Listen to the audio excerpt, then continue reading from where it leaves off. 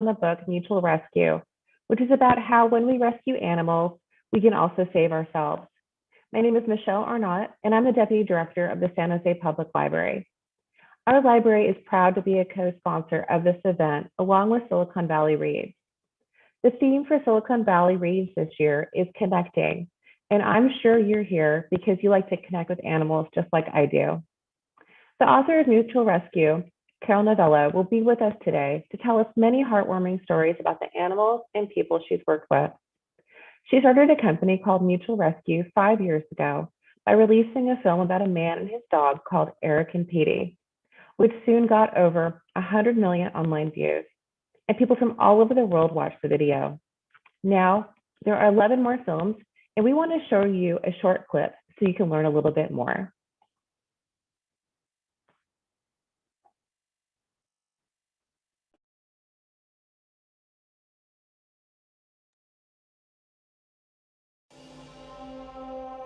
I've heard people describe animals like angels, coming in and loving and supporting someone in such an amazing way.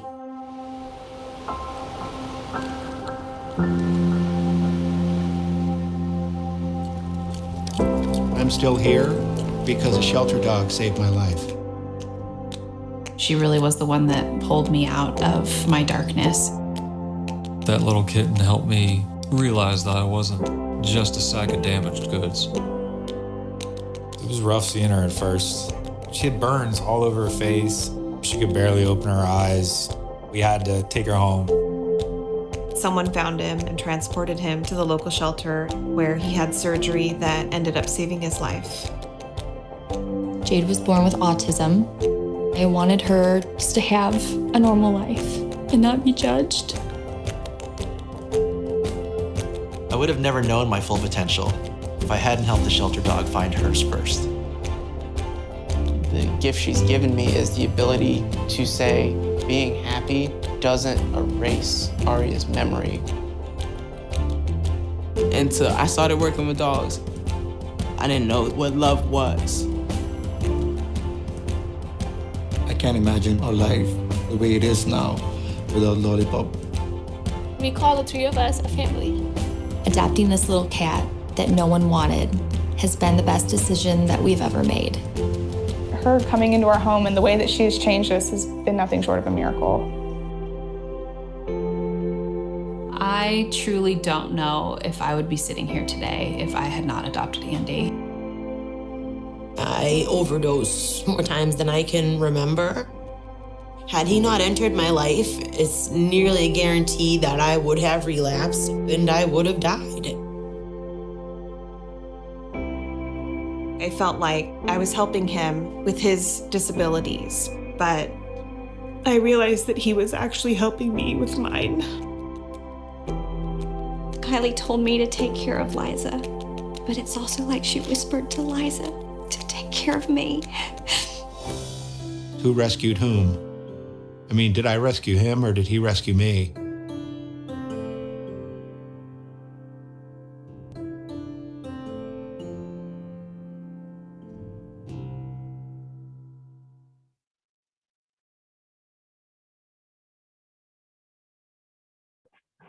Now I'd like to introduce Jamie Allen, who works with children at Humane Society Silicon Valley. She thinks pets are pretty special and that they can teach us a lot about ourselves and how we want to show up in the world. She has 2 big dogs named Minky and Bouncer and loves her job because she gets to help people make a difference in the lives of animals through volunteering and education-based programs. Welcome, Jamie. Thank you so much. I am so excited to be here. I'm sitting in my office at Humane Society Silicon Valley, and don't be too jealous, but I have 2 shepherd puppies that just got adopted, and I think you might want to meet them. This is Bear. Bear's 8 weeks old. He's a boy. He's a big cuddler, and he likes to stay very, very close to his people. I have been spending the last hour with him, and I love him. So that's Bear. Hi. His sister is Jules. Come on, Jules. Look at Jules. Jules is very cute. She's also much more independent than her brother and likes to do her own thing. So we will get to see them a little bit later as well. But they just got adopted from the Humane Society. They did come in with their mom as strays, and we were able to take care of them until we found them a new family. So super excited to be here. Joining us from Georgia with her cats, I think either Herbie or Bodie are visiting, is our special guest, the founder and author of Mutual Rescue, Carol Novello. Hey, Jamie. It is so fun to see you. And let me hold up my guy. Here's Herbie. Bodie is declining not to join us right now, and we'll see how long Herbie sticks around. So we've got equal representation today. We've got dogs and cats. Very good. Yeah. Everyone, I had the honor of working with Carol during her 10 years as the president of Humane Society Silicon Valley. And as this puppy is biting my leg, hold tight. Oh, come here, gorgeous. Carol, I know that all your life you've loved and been loved by animals, the many cats and dogs. And you know, Carol's book, Mutual Rescue, How Adopting a Homeless Animal Can Save You Too. It's really neat because it's a mixture of true rescue stories, scientific observations, and her own personal reflections. So after Carol and I get to chat a little bit, we will be taking questions from viewers. So start thinking about what you want to know. And welcome, Carol. Thanks so much for joining us. Thanks, Jamie. It's so fun to be with you. And I love that you've got Bear there.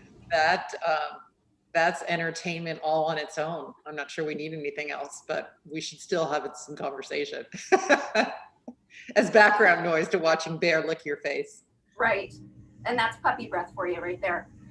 So Carol, I've been dying to know, as a little girl, what kinds of pets did you have? What kinds of pets did you grow up with?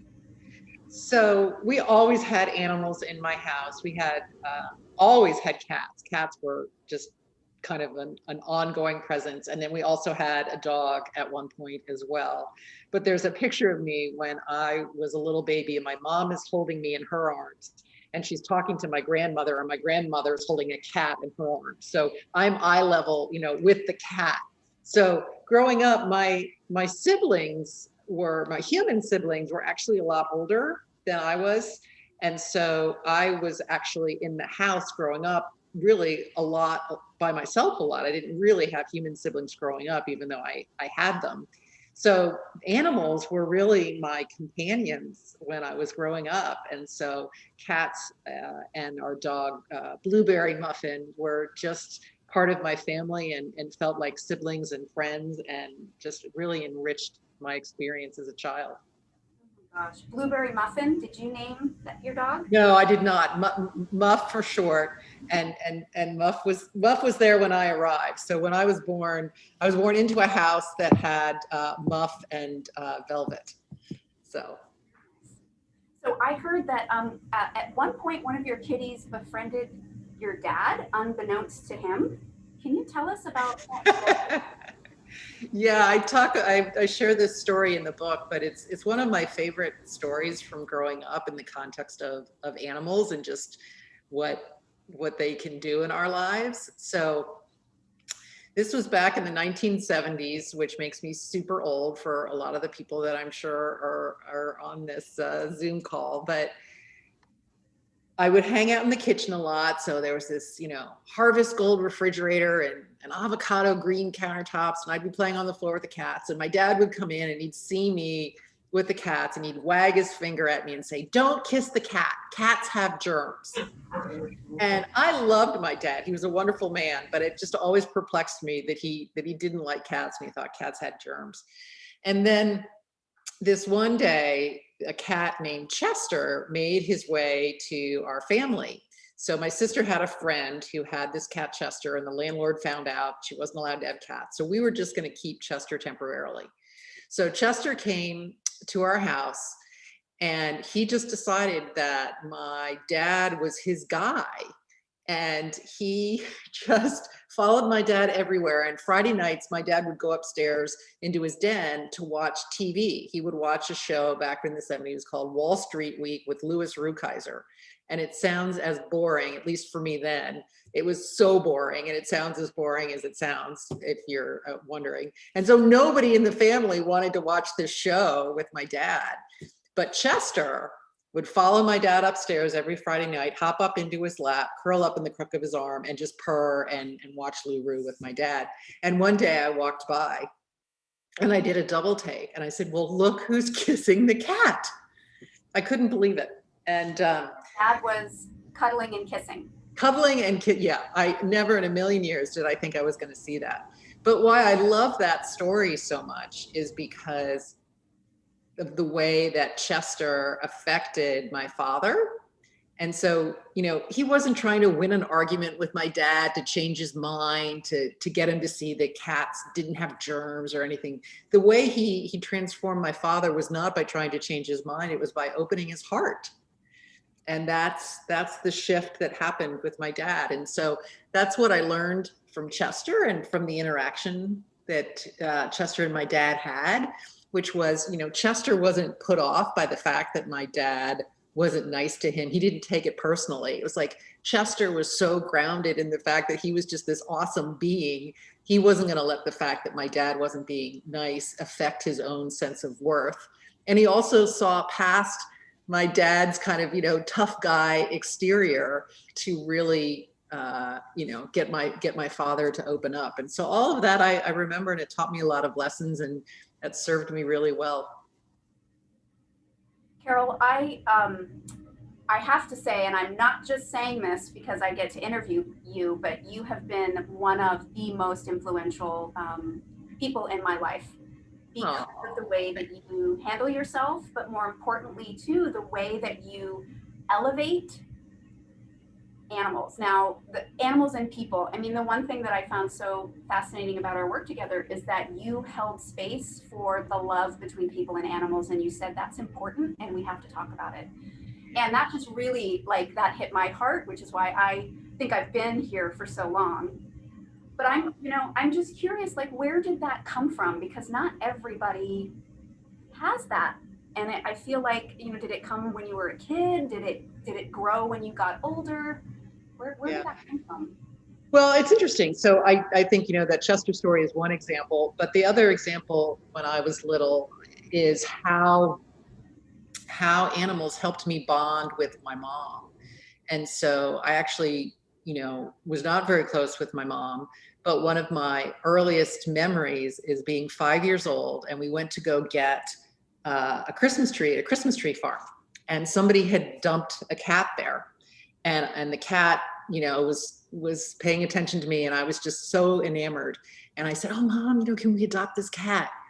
And she said, "Yes."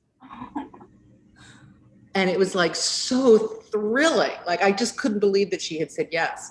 But what was so interesting about it is that I got my love of animals from my mother. Like, my mother was not very demonstrative and very affectionate, but she was able to, I could see that she did have love inside her as she interacted with animals. And so animals became the way that she and I connected. And I think, you know, it's so ironic because I was so close to my dad, and it was easy for me to feel and experience my dad's love, but he's not where I got my love of animals. My love of animals came from my mom. And so that's also pretty unique in the context of, I've come to reframe my experience with her and really appreciate the fact that she brought animals into my life at an early age, and that has been such a joy. I mean, if I'm 56 years old now, and you know, one of the greatest joys in my life are all of the animals, and not just the animals that are in my life, but how animals have connected me to people. And you just gave me a beautiful gift by sharing that. And that's just a great example of how powerful animals can be in terms of creating that portal or that connection between two humans. I totally agree with you. I think one of the things that I've been able to do with my time here, I get to work with people and kids here at the Humane Society. So kids mostly and animals, and I get to connect them. And I really hear what you're saying. It's like when you put them together, really special things happen. So can you talk a little bit? Because I mean, you've just done amazing things there at HSSV with people and animals. So how can families and children get involved at HSSV, and what are some of the opportunities that are there that you can talk about, or anything else about your work that you want to highlight for folks? Yeah, you know, with the pandemic, things are a little bit different, as you know, you probably know. But one of the things that we're looking at is building back up our volunteering program. So volunteers are the lifeblood of our work here at the Humane Society, and we look for children and their families to support the work, and then they get to learn things along the way. So you know, one of the things right now is we're looking at some programs to help children who really think that they want to do something with animals when they get older. We want to continue to spark that excitement through direct hands-on time with puppies and working directly to help the shelter stay afloat. So that's outstanding.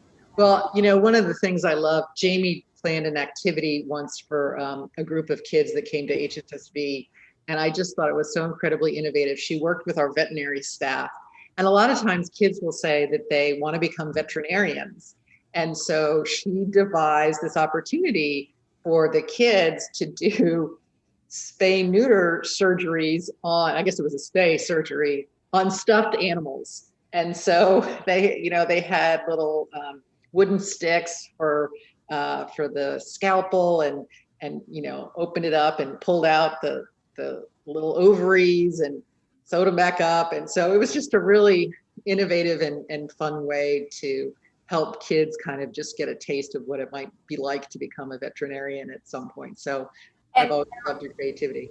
Carol, half the kids after that said, "Oh, I think I'm good. I'll try some other career." Well, that serves a purpose too. Think of how much time you saved them, you know, so they didn't go down the wrong path. And I think that was actually, you know, kind of your point. It's like, let's make this a little bit more real, because it's hard work taking care of animals. And, you know, I certainly want to encourage any child that is listening that they think they want a career in animals. You know, it's certainly something to explore, but you know, I didn't come to working with animals until, you know, much later in my career. It was kind of a second career for me. And so not everyone lands in it right away, but anyway. And Carol, you remember our mutual rescue workshops? Oh yeah, that's right. I'd forgotten all about that, but yeah, you did some really amazing stuff with that. Tell us what you did with those, because that was really fun. Well, you know, the book Mutual Rescue really helped sort of open my mind to some of the programs we could have at an animal shelter. And so we used a couple of the videos, and we brought students in to watch them. So we watched Eric and Petey, and we watched Mike and Abby. And essentially, we wanted to give kids a safe space to talk about their love of their animals, because unless you're at home, there isn't really a lot of places to talk about, you know, your best friend, your cat, or the fact that it's hard for you to connect with your mom, but you and your pet really connect, and that helps you, right? Like, those are things we don't always talk about openly and outwardly. And so we watched these really, really powerful videos, and we saw our students open up like I'd never seen before, because they had a safe space to talk about some things that are important to them. You know, we have so many seminal experiences as a child and nowhere to really process them all the time. And so it was really neat to be able to say, hey, it's you're allowed to feel that way, and we think that's special, and we want to surround you with people that feel that way too. Oh my goodness, Bear agrees. Very busy over here. Yeah. Well, so Jamie, and I think too, you were asking the kids for their suggestions about topics that we might film, that we might do mutual rescue films. So what were some of the things that kids thought would make for good mutual rescue films? Well, this is pretty interesting because I do think there's opportunities for teachers to use these videos to open up, new conversations. I will say though, because the videos are kind of deep, the things we got back from our students were also kind of deep. So a lot of our kids said, I really think you should do a video about bullying. And I really think that you should do a video about body issues. We had a couple middle school students say, I just think that would be smart because our pets help us with how we feel about ourselves. So those were the two most profound, I think, that I remember, where they just were like, yep, we need to see kids grappling with these things too. Yeah. Well, it's interesting. There's a chapter in the Mutual Rescue book that talks about kids and the development of kids and how animals can play a role in that. And so there's all kinds of topics and ways, that animals and people can intersect. But I think one of my favorite aspects of the chapter that's about children is reading programs and how kids reading to animals that can really help with their retention and that's something that potentially is going to show up in their paycheck, years down the road. The fact that they got more comfortable with their reading skills because there's this safe place. They don't feel judged. And the animal is just soaking up the presence and the intention and enjoying the sound of the child's voice. So there's some good topics and good research that's in the book that might be of interest to folks too. So I know we're going to get to watch a 6-minute mutual rescue video in just a little bit, Jade and Trubs.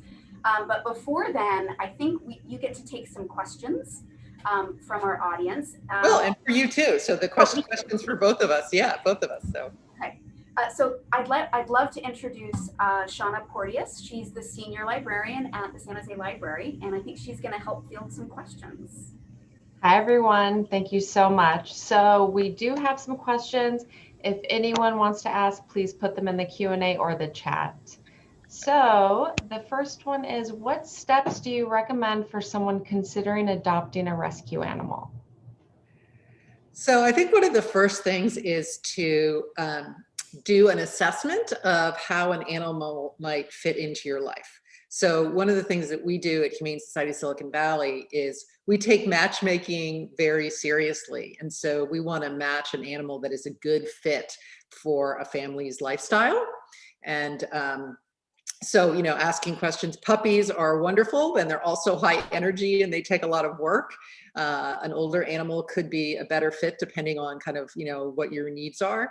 So that's the most important thing. And then, working with an organization that can take the time and help make a good match for you in terms of lifestyle. I remember when I first got to HSSV, there was a dog that got adopted by a family. They were really active hikers, and the dog they adopted actually had a hip issue. And so they wanted to go out hiking all the time and it was too much for the dog. So they ended up returning the dog to us, and we readopted the dog out to a guy who had a hip issue. He was a young guy, but he had a hip issue. And so he was hanging out on the couch with his dog that had a hip issue. So, making those appropriate matches for lifestyle and personality, I think, is far more important than anything about, like, what does the animal look like? What's the color of their fur? Any of those kinds of things. But Jamie, is there anything you'd add? I think you've hit the nail on the head because, puppies are super cute, and then they come home with you and they are still super cute, but a lot of work. And so it's nice when you have somebody who can sort of help you decide what's going to be the best fit for your family, because that's what seals the bond, right? It's like, do we fit? Yeah. Jamie, earlier you mentioned some volunteer opportunities, and I know with COVID that might be more challenging, but we did get a question on what are some of those opportunities and how people can sign up or register. Yeah, right now, what we are doing is we're polling our community. COVID gave us a really neat opportunity to sort of stop and reassess what kinds of things our community wants from us, especially, our families. And so for the moment, what I would love is if anybody went on our website on the education page and took our survey to let us know what kinds of things they would like to help with or do. We do know that this summer we're hoping to open up some volunteering opportunities, and anybody that signs up for that survey will get an email once stuff opens up. So that's how you can do stuff on site, but gosh, there's so many ways that you can help animals from where you're sitting, you know. Go through your closets and find all the, you know, towels that you're no longer using. We go through those so often. So even small things like that make a huge difference. We have two questions that are similar, and I think it really is, how do you best match a pet with a child or an adult? How do you find that match for some of the stories that were featured in the book? So I'm sorry, are you talking about a person deciding to adopt a pet or talking about it in the context of the book?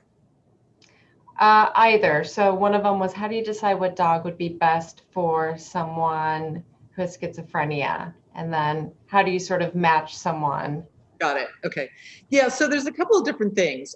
One is, you know, is really understanding an animal's temperament and what it is that you're looking for from an animal. So, you know, again, I'll go back to that hiking example. If you're a super active family and you are on the go a lot and you want to be able to bring your dog with you and be super active, you know, you're going to want to make sure that you're making a good match.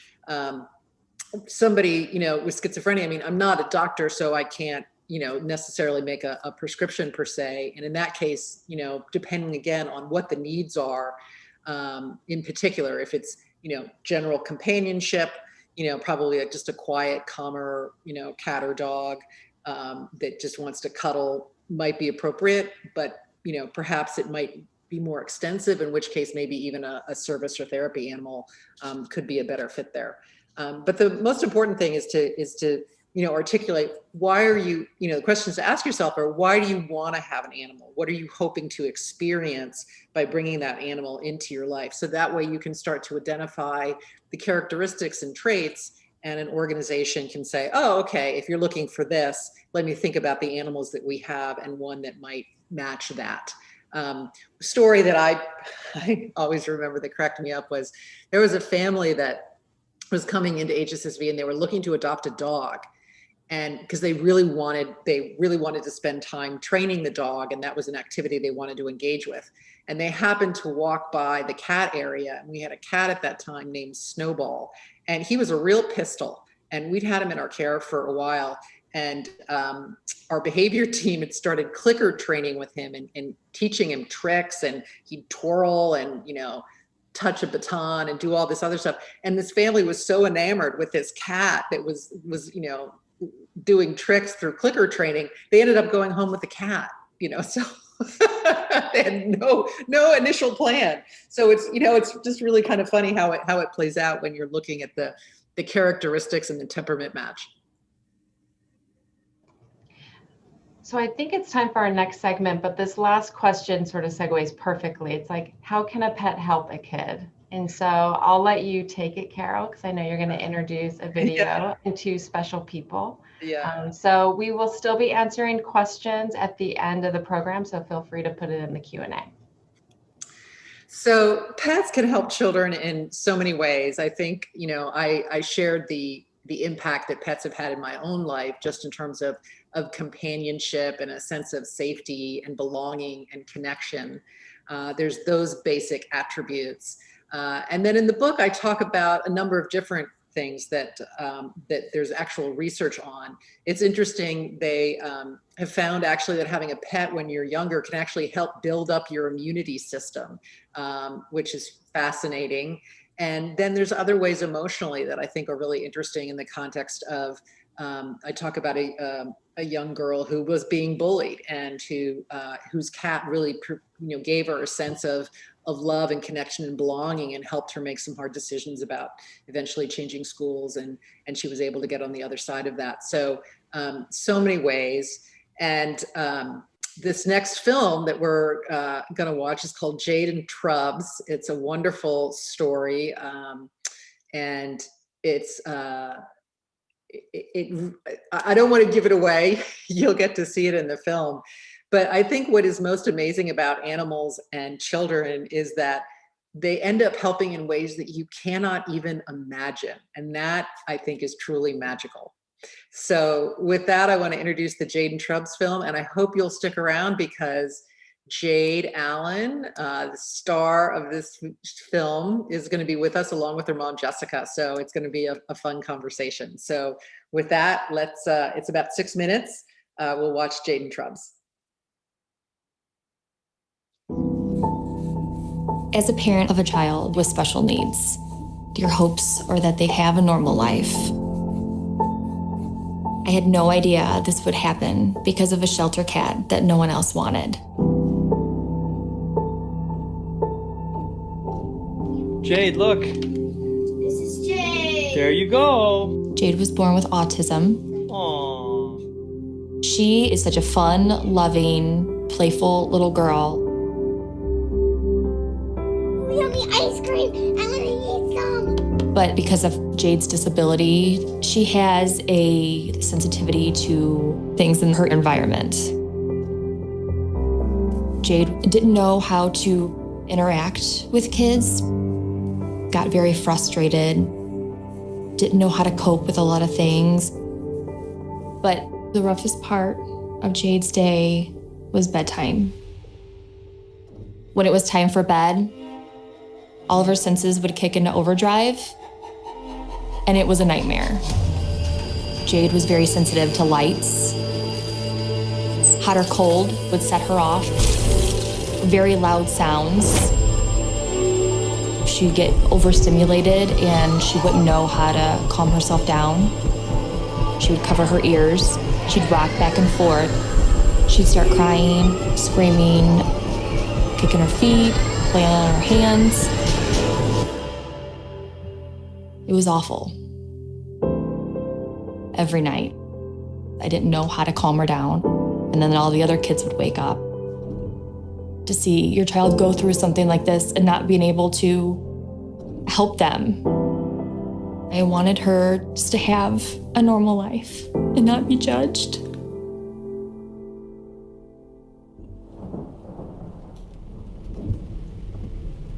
One day, my husband and I had a mix-up with the keys, and Jade and I got locked out of the house. When I asked Jade what she wanted to do to pass the time, she excitedly said, "I want to go pet the kitties, please." At the shelter, Jade was immediately drawn to this lump underneath this blanket. So she took the blanket off, and Jade just had this big smile on her face, like, "Oh, it's a cat." This cat looked so miserable. His name was Double Trouble. He had been in the shelter for 5 years with a viral disease. He had to get IV fluids. He had no teeth, skinny, unsociable. It really looked like he was waiting to die. Jade was talking to him and wanting to know more about him. And then when she got up and she walked away, he followed her. She sat down. He came up and sat right on her lap and started to purr. The director was shocked and started to cry. She said he had never been social to anyone before.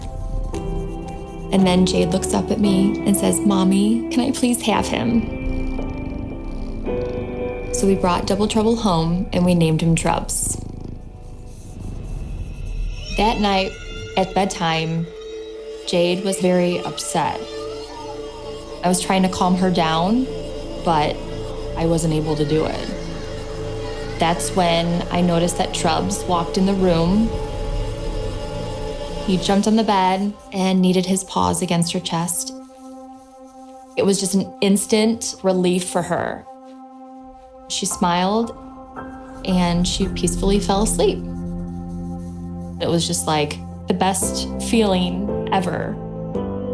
Jade is able to fall asleep on her own. Every night after that, it became a routine that Trubs would wait for her in her bedroom and then put her to bed. It was like it was meant to be. Hi, Double Trouble. Jade's connection with Trubs just continued to help her from there. Jade started having more self-confidence, started to interact with other children. Before at school, she was having a hard time. Now she knows how to count, how to write. She's thriving. She tries new things. Nothing really bothers her anymore. I mean, she's a totally different kid. Trubs is amazing. Now, he doesn't require any daily medications, no weekly IVs. He's thriving. He's a fun, loving, playful cat. It was like all these years she was struggling. And just one night, everything changes. Hey, Trubs, I love you, and I'm your best friend. Sometimes we'll just look at Trubs and say, adopting this little cat that no one wanted has been the best decision that we've ever made. I love you, Trubs.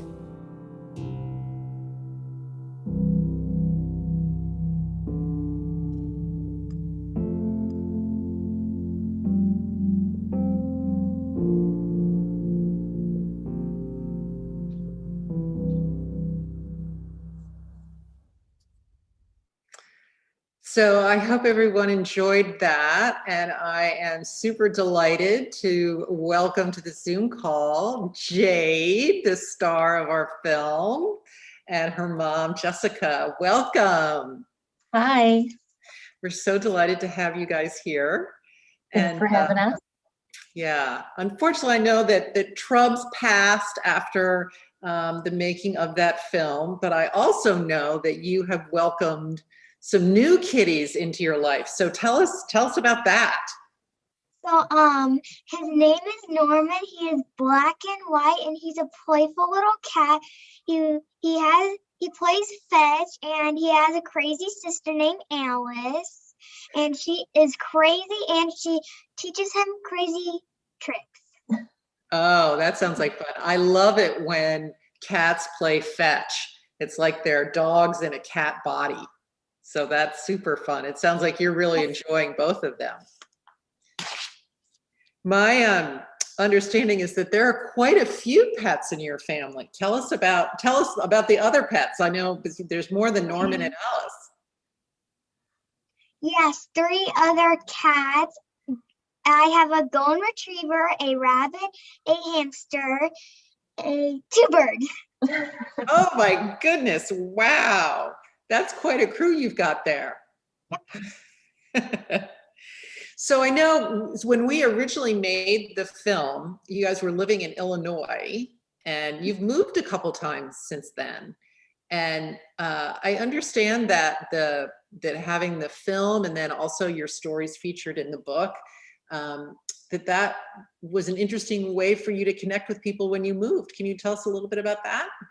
Yes, I get nervous talking to new people. I tell them about Trubs and being a book, and it makes me happy and comfortable.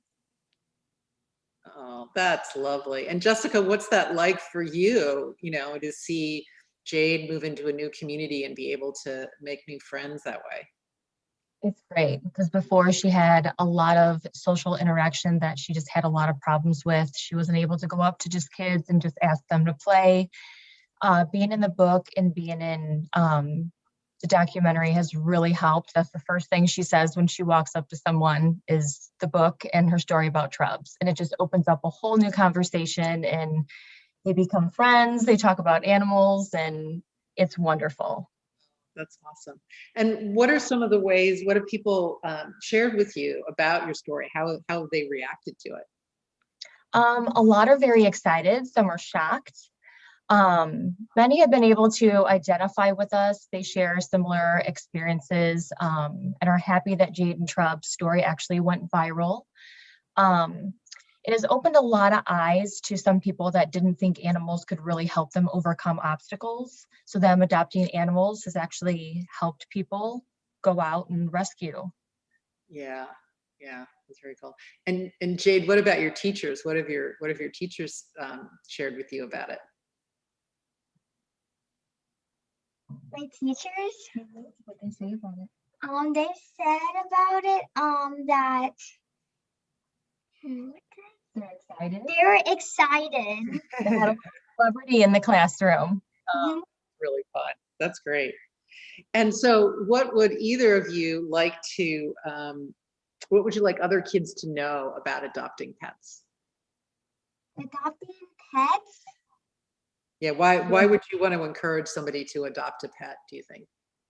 It's like adopting a pet that no one adopted was like the best decision, because if you adopt a pet that is sad and lonely, you would make your life really better.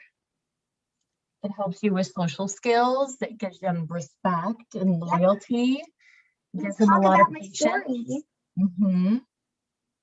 So I'm just curious, Jessica, how do you manage that? So, and how many kids? You have a big family, if I remember correctly. We have Jade, and she has 3 siblings, so there's 6 of us.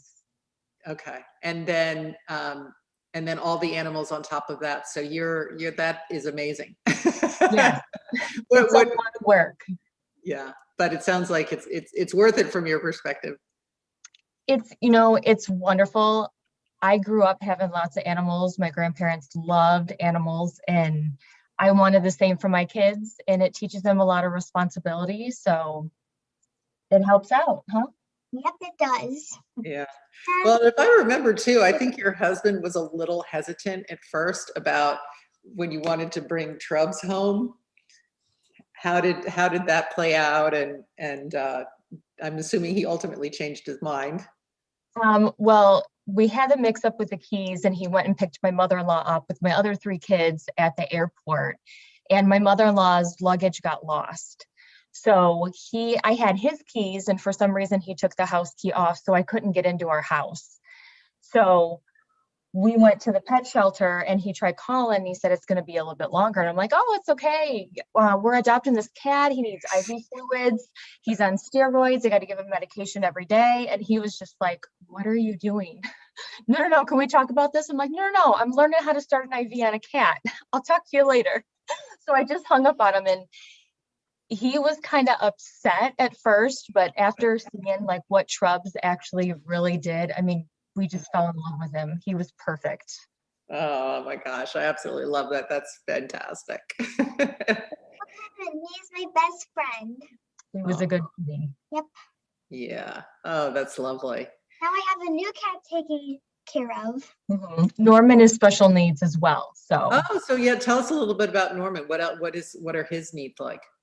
You want to tell him? Let me tell him. You tell them. Okay. So Norman has cerebellar hypoplasia, which part of his brain that deals with coordination wasn't fully developed.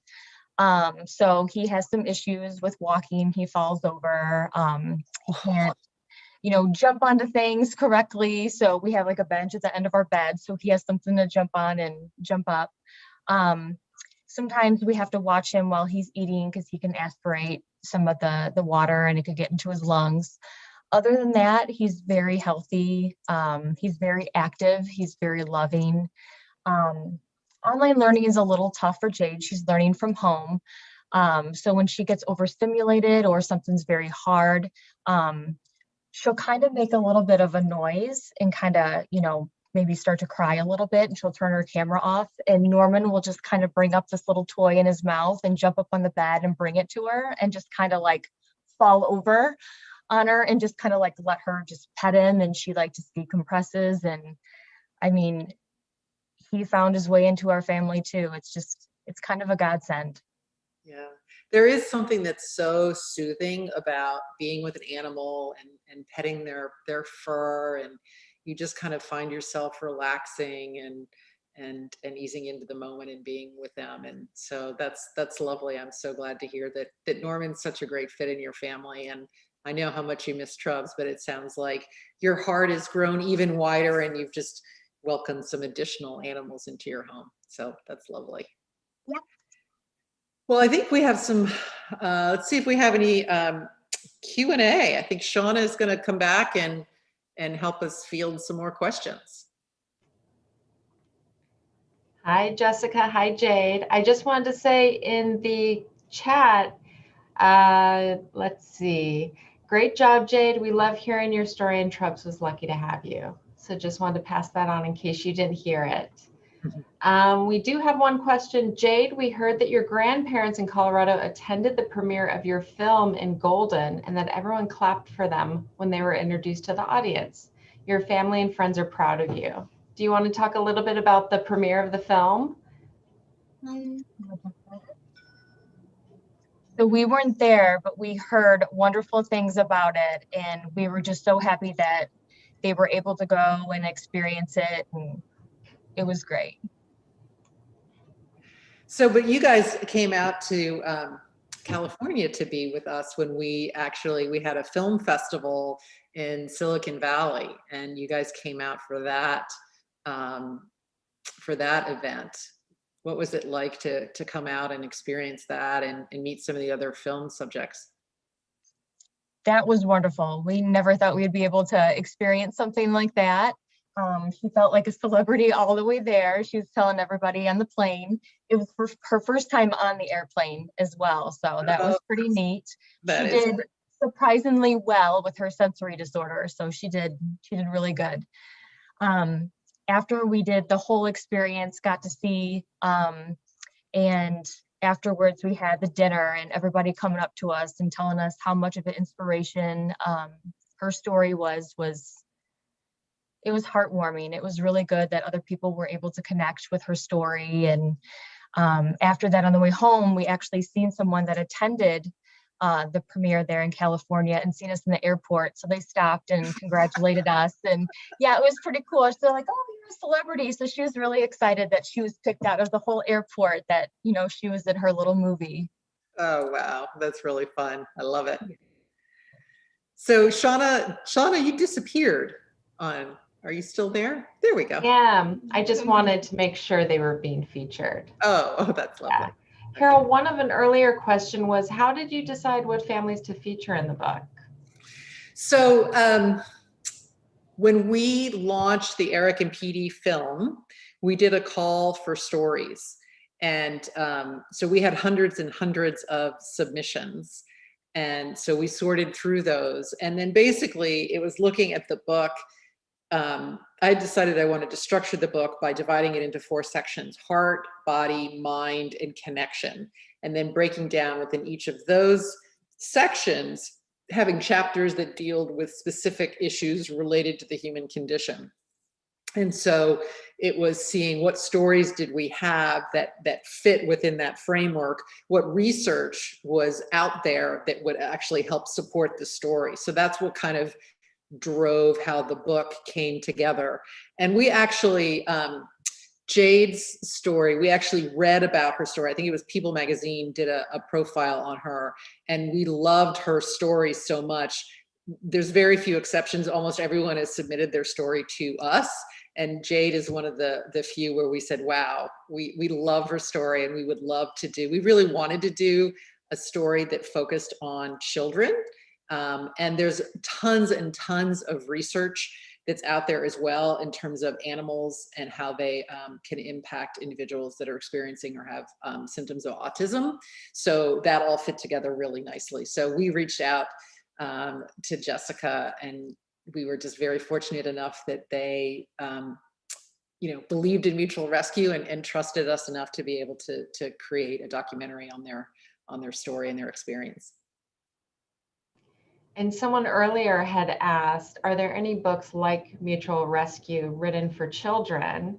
And I know that you did respond that there aren't any right now, but it could be a good collaboration between Jessica and Jade for a children's book. Well, I'll tell you, David Whitman, who is the executive producer of Mutual Rescue, has been wanting to do a kid's version of Mutual Rescue from day one. And so at some point, I would love it if we did children's specific books. And I'm sure that there are books that are like that out there today. Off the top of my head, I don't know of any. I don't know, maybe Jessica and Jade, are you aware of any Mutual Rescue like books for kids? I don't. Yeah, okay. All right, well then maybe there's a bigger need for it, and we'll need to prioritize that.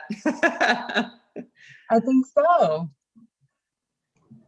And Jade, I had a question. Have you convinced any of your friends to adopt a pet after hearing your story? Yeah. Yeah. Can you tell us about it? Okay. Just She's a little one question. nervous. Did they adopt a dog or a cat? A cat.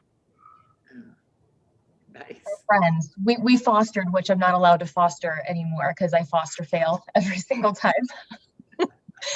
So we kept 2 out of the 4 that we had in the litter, and 2 of them had to go to friends because we wanted to be able to know where they went and keep tabs on them. So they still have them and they're doing well. So I'm not allowed to do that anymore. That's funny. You found a way to extend your family. Yes. I think we have enough right now. There is a question. Jade, how are your dogs and cats different? Do they play with you differently? Differently. So how does Norman play with you differently? It's like Norman plays with me like differently because I say fetch and he goes to the toy and then he comes right up and he brings it to me.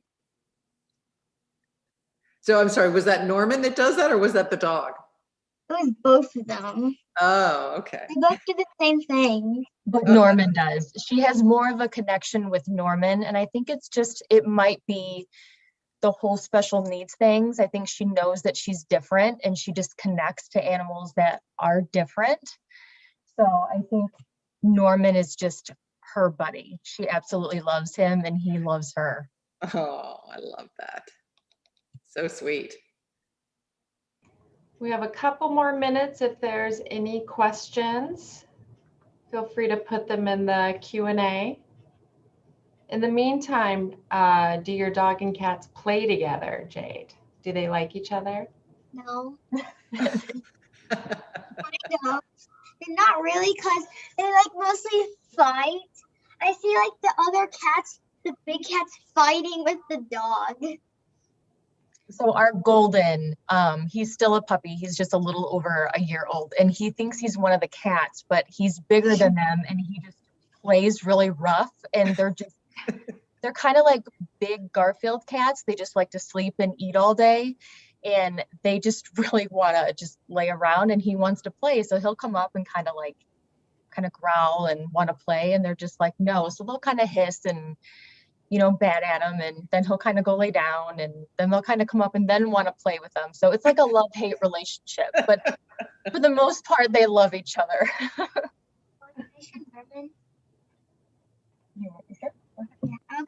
I'll go get him.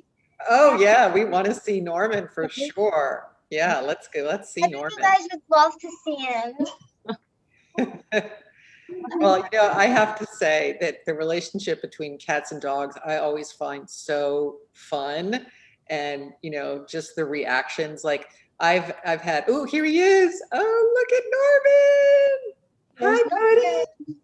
I love very much. He's my mostly favorite cat. I love to play with all day. Oh my God. Got my homework. I'm going to play with him all day. He looks like Herbie. He looks like a boy. Herbie and Norman could be buds or brothers. Herbie left, otherwise I would hold Herbie up and we could see how close their markings look. And Carol, people are wondering how they can help the Mutual Rescue Initiative now. Yeah, there's several ways. So first of all, sharing the films, telling people about the book is a great way to just get word of mouth out about the concept, which is changing the conversation from people or animals to people and animals. You can follow us on social media, Facebook, Instagram. You can go to our website, sign up for our newsletter. And we're going to be launching a new program in the fall. It's the Mutual Rescue Pet Pantry. And so if you follow us on social media and get on our mailing list, you'll be able to learn more about that. And essentially we'll be launching new films and new content related to how pet pantries help keep people and animals together when people fall on tough times. So there'll be opportunities to support pet pantries all across the country. by giving to their wish lists and making it possible to again keep animals in their home and with the people that they love. So more to come on that, and more mutual rescue films. But anything you can do to spread the word around the films and the book in the meantime would be greatly appreciated and help the cause. Well, thank you so much. Thank you for joining us this afternoon. I want to give a special thank you to Carol and Jamie, Jade and Jessica for sharing her story and reminding us of the profound relationship that can exist between our pets and us.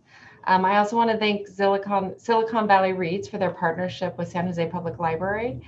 We have so many great programs for all ages. I encourage you to visit their website. I will put a link in the chat. And once again, thank you for joining us this afternoon. Wishing everyone a great night. Thanks, everybody. It's great to be here. Thanks, Jade. Thanks, Jessica. Thanks, Shauna.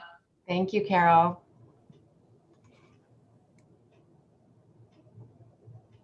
I imagine Norman at his Trubs. Thank you. Hey.